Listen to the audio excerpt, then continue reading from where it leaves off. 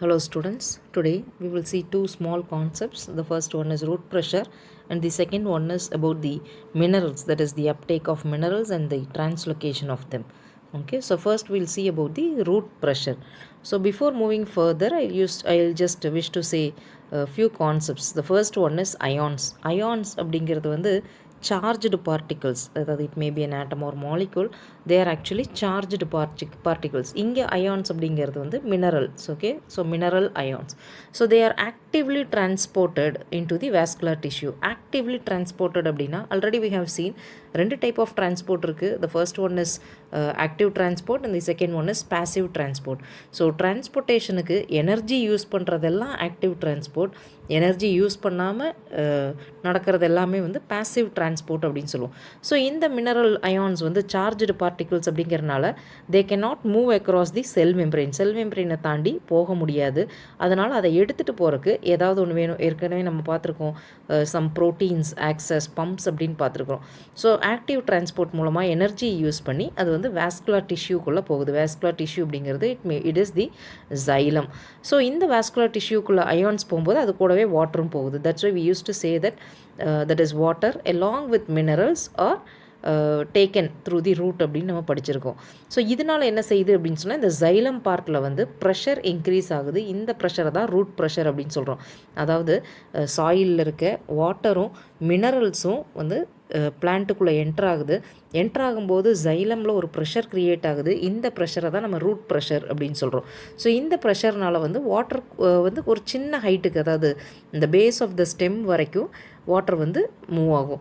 So இந்த root pressure வந்து நார்மலாக it is a push force. நம்ம ஏற்கனவே பார்த்துருக்கோம் how water moves up in the plant அப்படிங்கிறதுல வந்து டிரான்ஸ்பிரேஷன் பற்றி பார்த்துருக்கோம். டிரான்ஸ்பிரேஷன் அப்படிங்கிறது புல் மேலேருந்து இழுத்து எடுக்கிறது டிரான்ஸ்பிரேஷன். வேறஸ் ரூட் ப்ரெஷர் அப்படிங்கிறது it is a push force, கீழேருந்து மேலே தள்ளுறது.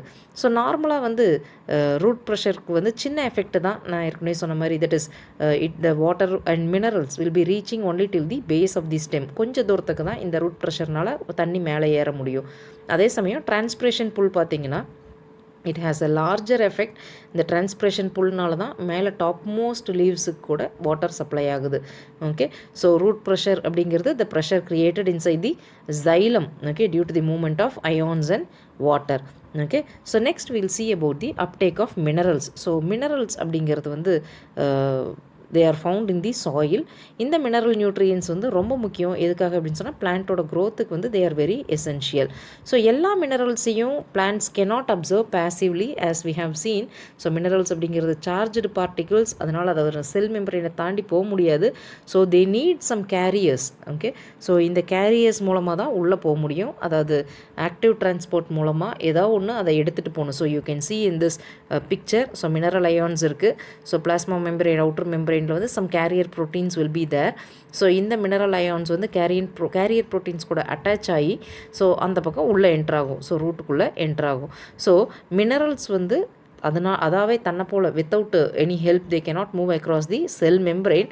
ஸோ இது இன்னொரு செகண்ட் பாயிண்ட், எதனால் வந்து ஆக்டிவ் டிரான்ஸ்போர்ட் நடக்குதுங்கிறதுக்கு செகண்ட் பாயிண்ட் பார்த்திங்கன்னா concentration of minerals in soil is usually lower than that of root.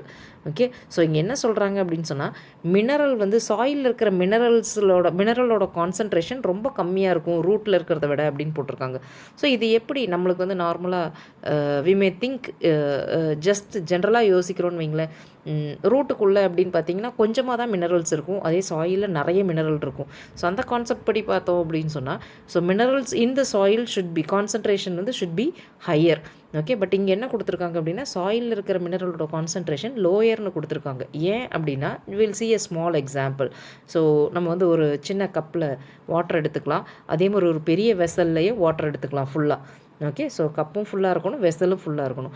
Now you just put ஒரு 2 or 3 tablespoons of salt in both of these. So இந்த கப்பில் ஒரு 2-3 table spoon salt போட்டுக்கலாம். அதே மாதிரி அந்த பெரிய வெசல்லையும் 2-3 டேபிள் ஸ்பூன் சால்ட் போட்டுக்கலாம். இப்போ டேஸ்ட் பண்ணி பார்த்தா கப்பில் இருக்கிற இது வந்து ரொம்ப சால்ட்டியாக இருக்கும், வேற வெசலில் இருக்கிறது அவ்வளோக்கா உப்பே தெரியாது. ஸோ இது ஏன் அப்படின்னு சொன்னால் இங்கே தான் வந்து கான்சன்ட்ரேஷன், அதாவது கப்பில் வந்து கான்சன்ட்ரேஷன், சால்ட்டோட கான்சன்ட்ரேஷன் நிறைய இருக்குதுன்னு சொல்கிறோம். வேற வெசல் வந்து அதை விட பெருசு, ஆனால் அதில் இருக்கிற கான்சன்ட்ரேஷன் கம்மின்னு சொல்கிறோம். ஸோ அதே மாதிரி தான் இங்கேயும். ஸோ சாயில் அப்படிங்கிறது ரொம்ப பெரிய ஸ்பேஸு. அங்கே இருக்கிற மினரல்ஸை கம்பேர் பண்ணும்போது ரூட்டுக்கு உள்ளே இருக்கிற மினரலோட கான்சன்ட்ரேஷன் வந்து ஹையராக இருக்கும். ஸோ இதனால் வந்து நம்ம ஏற்கனவே பார்த்துருக்கோம். So passive transport can happen only from higher concentration to lower concentration அப்படின்னு பார்த்துருக்கோம். அதாவது ஹையர் கான்சன்ட்ரேஷன்லேருந்து லோவர் கான்சன்ட்ரேஷனுக்கு வந்து பேசிவ் டிரான்ஸ்போர்ட் எனர்ஜி யூஸ் பண்ணாமலே மினரல்ஸ்னால மூவ் பண்ண முடியும். வேறஸ் லோவர்லேருந்து ஹையருக்கு போகணுன்னா நம்மளுக்கு கண்டிப்பாக ஆக்டிவ் டிரான்ஸ்போர்ட் தான் நடக்கும் அப்படின்னு பார்த்துருக்கோம். ஸோ இந்த 2 ரீசன்னால தான் மினரல்ஸ் வந்து பேசிவாக ரூட்டுக்குள்ளே என்ட்ராக முடியறதில்ல. ஓகே, ஸோ அதனால் they enter only through active transport by using ATP molecules. Okay, so இதுதான் வந்து இதுக்கப்புறம் என்ன செய்யும், உள்ளே என்ட்ரானதுக்கப்புறம் then they will be taken by the transpiration pull. அதாவது பேஸ் ஆஃப் தி ஸ்டெம்முக்கு அப்புறம் வந்துருச்சு அப்படின்னு சொன்னால் then transpiration pull will be taking the water and minerals. Okay, so இதுதான் மினரல்ஸ் உள்ளே என்ட்ராகிறது, uptake of minerals. So next will see about the translocation of mineral ions. அதாவது மினரல்ஸ் வந்து தே ஆர் ரீமொபைலைஸ்ட் அப்படின்னு சொன்னால், ஸோ நார்மலாக வந்து plants will be having some leaves வந்து பழுத்து ட்ரை ஆகி கீழே விழுகிறத பார்த்துருப்போம், உதிர்ந்து விழுகிறத பார்த்துருப்போம். ஸோ இந்த மாதிரி ஓல்டர் லீவ்ஸில் வந்து there will be some minerals.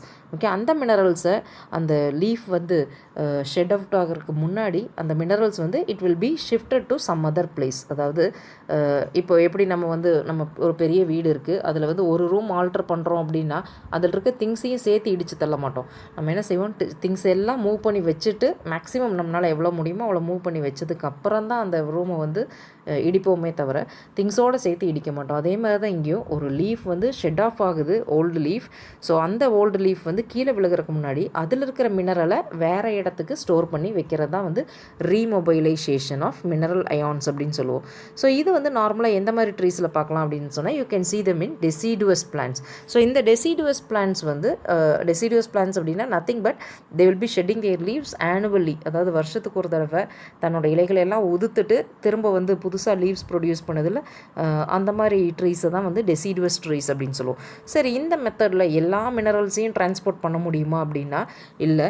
So ஒரு சில elements like phosphorus, sulphur, nitrogen and potassium will be easily mobilised. Okay, இது எல்லாத்தையும் ஈஸியாக மாற்றிட முடியும். வேற கால்சியமை நம்மளால் ரீமொபைலைஸ் பண்ண முடியாது.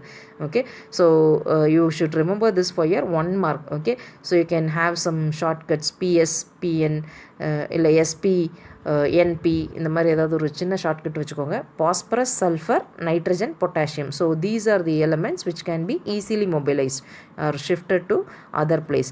Various calcium cannot be remobilized. So இந்த மாதிரி டைமில் so a small exchange between xylem and phloem also will be happening. So இந்த பிக்சரில் பார்த்தீங்கன்னா தெரியும்.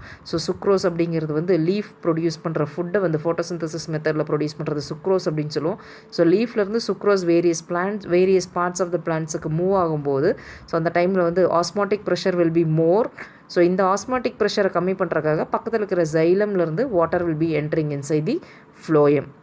ஓகே, ஸோ ஆஃப்டர் திஸ் இந்த சுக்ரோஸ் வந்து அதுக்கு தேவைப்படுற இடத்துக்கு மூவ் ஆனதுக்கப்புறம் so water will be moving back to the xylem. Okay, so a small amount of material exchange also happens in between xylem and phloem. So that this is known as translocation of mineral ions. So students, today you saw about root pressure. So learn the definition for root pressure, and then you saw about the uptake of minerals and translocation of mineral ions. Okay, thank you. Hope you must have understood this. Have a nice day.